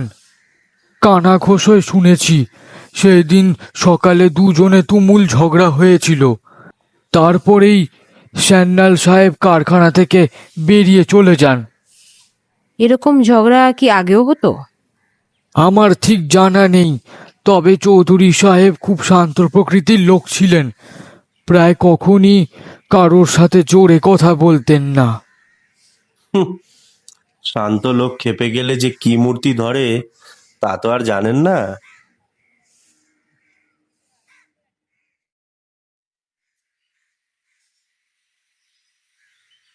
কেমন দেখলেন আমাদের ফ্যাক্টরি? ভারী সুন্দর, এমন পরিষ্কার পরিচ্ছন্ন। এবার তাহলে কি করবেন? আপনার মেয়ের বাড়িটা একবার দেখতে যাব। বেশ, তো চলুন অহিন্দ্রকে গাড়িটা আনতে বলি। না না, তার কোনো দরকার নেই, আমরা হেঁটেই যাব। সে কি কথা, এই মে মাসের রোদ্দুরে এমন গরমে হেঁটে যাবেন? হ্যাঁ সুশীলবাবু, হেঁটেই যাব। আর হেঁটে যেতে যেতে আপনাকে কয়েকটা প্রশ্ন করব। আপনি বরং মহেন্দ্রকে বলুন সে যেন গিয়ে বাড়িটা খুলে দেয়। বেশ, তাই হবে। বাস রাস্তার পাঁচিলের মধ্যে যে ফুট চারেক চওড়া ঘাসের জমি, তার মধ্যে একটা সরু পায়ে চলা পথ দিয়ে হাঁটা শুরু হলো। হাঁটতে হাঁটতে দময়ন্তী প্রশ্ন করল, আচ্ছা সুশীলবাবু, আপনার ভাগ্নে মিস্টার সান্যাল তো হাইলি কোয়ালিফাইড বিলেত ফেলো তো ইঞ্জিনিয়ার, তাই না? তাছাড়া তিনি বোধহয় আপনার জামাইয়ের চেয়েও বয়সে বড়। তাকে কারখানার সর্বময় কর্তৃত্ব না দিয়ে আপনি জামাইকে দিলেন কেন? স্রেফ জামাই বলে? তাই যদি হয় তাহলে ক্ষমতা প্রতাপবাবুকে দিলেন না কেন? দেখুন, সর্বময় কর্তৃত্ব আমি প্রতাপকে ঠিক দিইনি, তবে দেবার ইচ্ছে ছিল ঠিকই। সাত্তকী অত্যন্ত কোয়ালিফাইড ছেলে, কাজকর্মেও ভালো, সবই ঠিক। কিন্তু কি জানেন, ও বড় কঠিন হৃদয় লোক, যাকে বলে স্ট্রিক্ট ডিসিপ্লিনারিয়ান। কোনো কর্মচারী যদি ভুল করলো, ওর কাছে তার কোনো ক্ষমা নেই। এখন আজকালকার দিনে এমন ভাবে তো কোনো প্রতিষ্ঠান চালানো যায় না। নমনীয় না হলে, কঠিনে কোমল না হলে আজকাল লোক চালানো বড় মুশকিল। কিন্তু সাত্তকী তা বিশ্বাস করে না। ফলে ওর হাতে যতদিন সমস্ত ক্ষমতা ছিল, ততদিন প্রায় গন্ডগোল লেগে থাকতো। স্ট্রাইক আর অ্যাজিটেশনের ঠেলায় প্রোডাকশন লাটে উঠেছিল। কিন্তু প্রতাপ এসে সমস্ত কারখানার আবহাওয়াটাই পাল্টে দিয়েছিল। আপনার ছোট মেয়ের সঙ্গে সাত্তকীর সম্পর্ক কিরকম? ভালোই। সাত্তকী দীপুকে খুবই স্নেহ করে থাকে বলে আমার ধারণা। উনি কি বিবাহিত? হ্যাঁ, এই মানে না, সাত্তকী বিয়ে করেছিল, কিন্তু এখন ডিভোর্সড। আচ্ছা, ডিভোর্স হয়েছিল কেন আপনার জানা আছে? না, তবে শুনেছি খুব ঝগড়াঝাটি হতো। আচ্ছা, ঘটনার দিন সাত্তকীবাবু কারখানা থেকে তাড়াতাড়ি বেরিয়ে বাড়ি চলে গিয়েছিলেন বলে শুনলুম। কেন বলতে পারেন? কই, আমি তো তা জানি না। তবে মাঝে মাঝেও তাড়াতাড়ি বাড়ি চলে যায় বলে শুনেছি। উদ্দেশ্য লাঞ্চের সময় কারখানায় এসে চেক করা যে কেউ মালপত্র সরাচ্ছে কিনা, যন্ত্রপাতি নষ্ট করছে কিনা ইত্যাদি। অদ্ভুত তো, ভদ্রলোকের মাথায় কি ছিট আছে নাকি? না, ঠিক ছিট নয়, তবে ও ওই রকমই ভয়ানক সন্দেহ বাতিগ্রস্ত। কাউকে বিশ্বাস করে না, আর মনে করে যে একেই বলে অ্যাডমিনিস্ট্রেশন। এই নিয়ে প্রতাপের সঙ্গে ওর মনোমালিন্য হতো। প্রতাপবাবু তো খুব শান্ত লোক ছিলেন, তাহলে তিনি রিভলভার রাখতেন কেন? সেটা আমি এক প্রকার জোর করে ওকে দিয়েছিল। কেউ যখন কোনো প্রতিষ্ঠানের শীর্ষে ওঠে, তখন তার শত্রুর সংখ্যা বেড়েই যায়। তার উপর এই অঞ্চলটাও তো তেমন ভালো নয়, খুন খারাপি হতে কতক্ষণ। বন্দুক পিস্তল বাড়িতে আছে জানলে চট করে বাজে লোক কাছে ঘেঁষে না। আপনাদের বাড়িতে বন্দুক পিস্তলের চল আছে? আছে, আমার দুই দাদা খুবই ভালো শিকারী, আমিও অল্প স্বল্প করে থাকি। সুচি আর দীপু দুজনেই ভালো বন্দুক চালাতে পারে। হুম। আচ্ছা, আপনার ভাগ্নে তো আপনাদের সত্যিকারে ভাগ্নে নয়, তার উপর অত্যন্ত উচ্চশিক্ষিত। তার সঙ্গে আপনার মেয়েদের বিয়ে দেওয়ার চেষ্টা করেননি কখনো? না। কেন? বংশমর্যাদা বেঁধেছিল? হ্যাঁ, সেটা একটা কারণ বটে। তাছাড়া ওর বাবা শিবরতনকে আমি পছন্দ করি না। সে সৎ লোক নয়, তাকে আবার বেয়াই হিসেবে আমি চিন্তাই করতে পারি না। পুষ্পলতা প্রস্তাবটা ঠারে ঠারে আমার কাছে তোলবার চেষ্টা করেছিল ঠিকই, সাহস করে শেষ পর্যন্ত তুলে উঠতে পারেনি। আপনার মেয়েরা তো তাকে ছোটবেলা থেকেই চেনে, তাদের কারো ইচ্ছে ছিল না? আমার জানা নেই মিসেস দত্তগুপ্ত। এই হচ্ছে দীপুর বাড়ি। বাড়িটা দোতলা, সাদা সিমেন্ট পেন্ট করা, একেবারে রাস্তার ধার থেকেই উঠেছে। বেশ সাদামাটা বাড়ি, মাঝখানে সদর দরজা, দুপাশে দুটো দুটো করে 4টে জানলা। দোতলাতেও তাই, কেবল দরজার জায়গায় লম্বা লম্বা ঘষা কাঁচ বসানো সিঁড়ির জানলা। বাড়িটার সামনে দাঁড়ালে বাঁদিকে ফ্যাক্টরি আর ডান দিকে একটা বেশ বড় ফুটবল খেলার মাঠ। সুশীলবাবু চাবি দিয়ে দরজা খুলে অতিথিদের নিয়ে বাড়ির ভেতরে ঢুকলেন। সুশীলবাবু জিজ্ঞেস করলেন, প্রথমে কোত্থেকে শুরু করব আমরা? দোতলা থেকেই শুরু করা যাক। দুতলার প্ল্যানটা একতলার থেকে সামান্য অন্যরকম। সিঁড়ি দিয়ে উঠে সামনে একটা টানা চওড়া বারান্দা, বারান্দার একদিকে সিঁড়ির দুপাশে দুটো ঘর আর বাথরুম, আর অন্যদিকে ব্যালকনি। এই ব্যালকনিটাই ফ্যাক্টরির ভেতর থেকে দেখা যায়। সিঁড়ির মাথায় দাঁড়িয়ে সুশীলবাবু জিজ্ঞেস করলেন, এই ডান দিকে প্রতাপের ঘর আর বাঁ দিকে দীপুর ঘর, কোনটাকে দেখবেন? চলুন আগে প্রতাপ বাবুর ঘরটা দেখা যাক। যান, আপনারা দেখে আসুন, আমি আর ঢুকবো না। ঠিক আছে সুশীলবাবু, আমরা দেখে নিচ্ছি। ঘরটা প্রকাণ্ড। তার রাস্তার দিকে দুটো জানালা আর খেলার মাঠের দিকে দুটো। মাঠের দিকে জানালার নিচে একটা সিঙ্গেল খাট, খুবই সাধারণ খাট। তোশক, বালিশ, চাদর প্রভৃতি কোনোটাই বিলাসিতার সাক্ষ্য দেয় না। খাটের পাশে টুলের ওপর কতগুলো বই, জলের গ্লাস আর টেলিফোন। টেবিলের পাশে একটা বইয়ের আলমারি, তার মধ্যে নানা রকম বই। আলমারির মাথায় একটা ছোট্ট ট্রানজিস্টর রেডিও। তবে আসবাবপত্র সাধারণ হলেও ঘরটার একটা বৈশিষ্ট্য আছে, তা হলো পরিপাট্য। আচ্ছা শিবেন বাবু, ঘটনার দিন ঘরটা কি এমনটাই ছিল না নাড়াচাড়া করা হয়েছে? না, এমনই ছিল। অসম্ভব গোছানো লোক ছিলেন এই প্রতাপ চৌধুরী। আমাদের সার্চ করতে কোনো অসুবিধাই হয়নি। ওর জামা কাপড় কোথায় থাকতো? ওর জামা কাপড় কিছু আছে বাথরুমের আলনায়, আর কিছু আছে ওই একটা স্টিলের ট্রাঙ্কে, ওই যে ওই বিছানার নিচে। সার্চ করে কি পেয়েছিলেন? তেমন কিছুই পাইনি। কোনো চিঠিপত্র, ছবি বা ওই ধরনের কিছু? না, তেমন কিচ্ছু না। ভারী আশ্চর্য, ওকে কেউ চিঠিও লিখতো না? লিখতো না হয়তো, বা পড়েই ছিঁড়ে ফেলতেন। প্রেমপত্র হলে কি আর কেউ যত্ন করে তুলে রাখে? বইগুলো ঝেড়ে ঝুড়ে দেখেছেন? হ্যাঁ, তা দেখেছি, তবে কিছুই নেই। আচ্ছা, ঘটনার পরে এবং পুলিশ আসার আগে কিছু সরিয়ে ফেলা হয়েছে কি, এরকম কোনো লক্ষণ দেখতে পেয়েছেন? না, তবে সম্ভাবনাটা উড়িয়ে দেওয়া যায় না বটে। কিন্তু সরাবে কে বা কেন? সেরকম কাগজপত্র থাকলে তো প্রতাপ চৌধুরী পাজি লোক, সেটা প্রমাণ করা সহজ হয়, তাই না? তাহলে দীপান্বিতাকে বাঁচানোও যায়। ঠিক তাই, সেখানে তো খটকা লাগছে। চলুন, দেখা হয়েছে, এবার দীপান্বিতার ঘর। দীপান্বিতার ঘরটি প্রতাপের ঘরেরই সমান, কিন্তু তার আসবাবপত্র সমস্তই অন্যরকম। মেঝের কার্পেট থেকে শুরু করে খাট, আলনা, স্টিলের আলমারি, কাঠের আলমারি, ড্রেসিং টেবিল, সোফা সেট, মোড়া, রকিং চেয়ার, কি নেই। সমরেশ ঢুকেই বলল,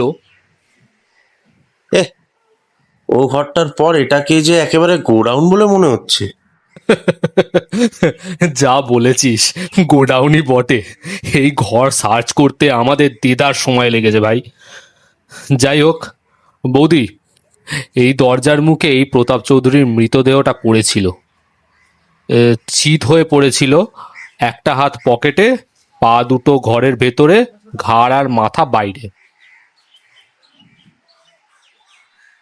আর দীপান্বিতা গুলি করেছে ঘরের মাঝখানে দাঁড়িয়ে। এর থেকে দুটো সম্ভাবনার কথা মনে আসে। এক, প্রতাপ চৌধুরী কথা বলতে বলতে কিছুটা ঘরের ভেতরে ঢুকে এসে পকেটে হাত ঢোকান আর সঙ্গে সঙ্গে দীপান্বিতা গুলি করে। অথবা উনি ঝড়ের বেগে বা পকেটে হাত দিয়েই ঘরে ঢুকছিলেন, দীপান্বিতার গুলি খেয়েও মোমেন্টামে একটু ভেতরে এসে তারপরে উল্টে পড়ে যান। এই ব্যাপারে দীপান্বিতা কি বলে? অসংলগ্ন কথা। আসলে ব্যাপারটা এত তাড়াতাড়ি ঘটেছিল যে সঠিক বিবরণ পাওয়া বোধহয় অসম্ভব। তা ঠিক। দীপান্বিতা যে ঘরের মাঝখানে দাঁড়িয়ে ছিল তাকে বলল? সেটা দীপান্বিতাই জবানবন্দি দিয়েছে। কটা গুলি করেছিল? দুটো, একটা লাগে চোয়ালে, অন্যটা বুকে। তৎক্ষণাৎ মৃত্যু হয়। প্রতাপবাবুর প্যান্টের পকেটে ওই হীরের আংটি ছাড়া আর কি কি ছিল? ওই তো রুমাল, চাবির রিং, মানিব্যাগ আর কলম। চাবির রিং? তার প্রত্যেকটা চাবির তালার সন্ধান পেয়েছেন? সেরকম সন্ধান তো করিনি। করেননি না? তাহলে আপনাদের ডিপার্টমেন্টের কাউকে একটু লাগিয়ে দেবেন। 2 দিনের মধ্যে আমাকে জানালেই হবে যে সবকটা চাবির তালার সন্ধান পাওয়া গেল কিনা। বেশ, তাই হবে। এই ঘরে চিঠিপত্র কিছু পেয়েছেন? পেয়েছি, তবে তেমন কিছু নয়। সুশীলবাবুর লেখা কয়েকটা পোস্টকার্ড। তাদের সকলেরই বিষয়বস্তু ওই অমুক দিনে অতটা সময় যাইতেছি, লাঞ্চ বা ডিনারের ব্যবস্থা রাখিও। আর বরাকর থেকে লেখা ওর দিদির কয়েকটা চিঠি। তাদের আবার বিষয়বস্তু হচ্ছে, যে যাই বলুক না কেন কারোর কথায় কান দেবে না, প্রত্যক্ষ প্রমাণ ছাড়া কাউকে সন্দেহ করবে না, এমন কিছু করবে না যাতে বাবা দুঃখ পায়, ইত্যাদি ইত্যাদি। মানে ওই ভালো ভালো উপদেশ আর কি। এরকম কটা চিঠি পেয়েছেন? বেশি নয়, ওই গোটা 3 হবে। ইতিমধ্যে দময়ন্তী ঘরের ভেতরে ঘুরতে শুরু করে দিয়েছে। প্রকাণ্ড জোড়া খাটের পাশে টেবিলের উপর রাখা লাল রঙের টেলিফোনের নিচে রাখা ডাইরেক্টরিটা বের করে কিছুক্ষণ তার পাতা উল্টালো। তারপর সোফা সেটের মাঝখানে নিচু টেবিলের তলার দিকে রাখা কয়েকটা ম্যাগাজিন টেনে বার করলো। কিছুক্ষণ তাদের পাতা উল্টিয়ে বলল, দেখুন শিবেনবাবু, এই ম্যাগাজিনগুলোর ওপরে হাওড়া স্টেশনের বুক স্টলের ছাপ। দেখেছি। বোধহয় বরাকর যাবার সময় কেনা। তাই হবে হয়তো।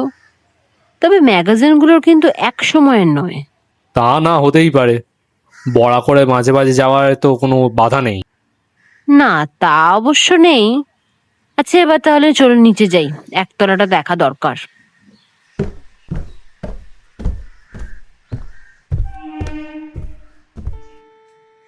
একতলায় 3টি ঘর। সিঁড়ির ডান দিকের বসবার ঘরটি তার ঠিক ওপরের ঘরটির মতোই বড়। দামি দামি আসবাবপত্রে সাজানো। Sofa set, bookcase, divan, TV set, radiogram প্রভৃতি সবই আছে। ঘটনার দিন আপনারা কে কথা বসেছিলেন? সুশীলবাবু রাস্তার দিকে জানলার নিচে রাখা একটা বড় সোফা দেখিয়ে বললেন, আমি ঠিক এইখানে বসেছিলাম, আর দীপু আমার উল্টো দিকে ওই ছোট সোফাটায় বসেছিল। আপনি বসুন ওখানে। বেশ। আপনি কিছু কাগজপত্র সই করাচ্ছিলেন। কাগজপত্রগুলো কোথায় ছিল? সুশীলবাবু ঘরের এক পাশে রাখা একটা সেন্টার টেবিল দেখিয়ে বললেন, ওটার ওপর। দীপুর কথা শুনে যখন আমি দৌড়ে ওপরে যাই, তখন আমার ধাক্কা লেগে ওটা উল্টে পড়ে যায়। কেউ বোধহয় তারপরে পাশে সরিয়ে রেখেছে। দময়ন্তী এবার শিবেনকে বলল, আমার সামনে ওই জানলাটা একটু খুলে দেবেন? হ্যাঁ নিশ্চয়ই বৌদি, দিচ্ছি। বলে শিবেন জানলাটা খুলে দিল। জানলার ওপাশে বাস রাস্তা, তার ওপাশে একটা দোতলা লম্বা বাড়ি। বাড়িটার দোতলায় ছোট ছোট ফ্ল্যাট, আর নিচে মিষ্টির দোকান, একটা হার্ডওয়্যারের দোকান, একটা পোস্ট অফিস, একটা সাইকেল সারানোর দোকান আর একটা সেলুন। অনেক লোক ঘোরাঘুরি করছে, তবে মিষ্টির দোকান আর সেলুনটাই সবচেয়ে জনপ্রিয় বলে মনে হলো। দময়ন্তী কিছুক্ষণ জানলা দিয়ে বাইরে তাকিয়ে রইল। তারপর হঠাৎ সুশীলবাবুকে জিজ্ঞেস করলো, আপনি বলেছিলেন না যে প্রতাপবাবু তার এক বিধবা মাসির কাছে মানুষ হয়েছিলেন? তিনি কোথায় থাকেন? উনি থাকেন কেশবচন্দ্র অ্যাভিনিউ এর চন্দ্রহাল অ্যাপার্টমেন্টে। আমি কি ওর সঙ্গে একটু দেখা করতে পারি? পারেন নিশ্চয়ই, আমি ব্যবস্থা করে দেবো। বেশ, আগামী শনিবার হলে ভালো হয়। আর একটা প্রশ্ন, প্রতাপবাবু কি ঘন ঘন চুল কাটতেন? তা তো আমার জানা নেই, তবে খুব ছোট ছোট করে চুল কাটতো ঠিকই। আপনার ছোট মেয়ের বন্ধু বান্ধব ছিল না? ছিল, তবে খুব ঘনিষ্ঠ কেউ ছিল বলে জানি না। ওরা মেট্রোপলিটন ক্লাবের মেম্বার ছিল। দীপু প্রায় রোজ সন্ধ্যেবেলা সেখানে যেত তাস খেলতে। ওই ক্লাবেই ঘর কিছু তাসুরে বন্ধু ছিল, সমবয়সী ছেলেমেয়ে সব। প্রতাপবাবু যেতেন না? না, তবে আমি যেতু। আমি ওদের ক্লাবের মেম্বার করে দিয়েছিল। আমার দেখা হয়ে গেছে শিবেনবাবু, চলুন এবার যাওয়া যাক। ও হ্যাঁ, ভালো কথা, এবারে রান্নাবান্না করতো কে? বৃন্দা বলে একটি মেয়ে, সে পুষ্পলতা শ্বশুর বাড়িতে কাজ করত, সেখান থেকে এসেছিল। এই ঘটনার পর আবার সেখানেই ফিরে গেছে। ও, তাকে একবার বলবেন তো সে যেন রবিবারে একবার আমার সাথে দেখা করে।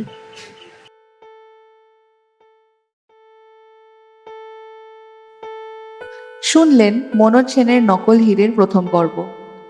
গল্প পাঠে ও শিবেনের চরিত্রে সায়ক, দময়ন্তীর চরিত্রে মেঘলা, সমরেশের চরিত্রে নীলাঞ্জন, সুশীল মিত্রের চরিত্রে সায়ন, সাত্তকীর চরিত্রে দেবশঙ্কর, সুচিস্মিতার চরিত্রে মুনমুন, দীপান্বিতার চরিত্রে এবং গল্পের সূত্রধার আমি পূজা, পাঞ্চালীর চরিত্রে পুবালিনা সামন্ত, সিকিউরিটি গার্ডের চরিত্রে নৈরিত অডিও স্টোরি চ্যানেল থেকে আদিত্য রাজক, ম্যানেজার অচ্যুত শীল ও ওসি ইন্দ্রনীল ঘোষের চরিত্রে এবং শিবরতন সান্যালের চরিত্রে মরীচিকা টেলস থেকে যথাক্রমে দীপ্তদীপ দাস এবং নিলয় বিশ্বাস। গল্পের পোস্টার ডিজাইন, ব্যাকগ্রাউন্ড মিউজিক এবং স্পেশাল এফেক্টস করেছে ভঞ্জস আর্ট। কন্টেন্ট হেড মুনমুন, সহকারী পরিচালনায় দেবশঙ্কর এবং সায়ন, আর পুরো গল্পের এডিটিং, অডিও অ্যাডাপ্টেশন এবং পরিচালনায় সায়ক। প্রথম পর্ব কেমন লাগলো জানাতে ভুলবেন না কিন্তু, এবং খুব শিগগিরই দ্বিতীয় পর্ব নিয়ে আমরা আসছি। ততক্ষণের জন্য হাসতে থাকুন, রোমাঞ্চিত হতে থাকুন এবং সুস্থ থাকুন।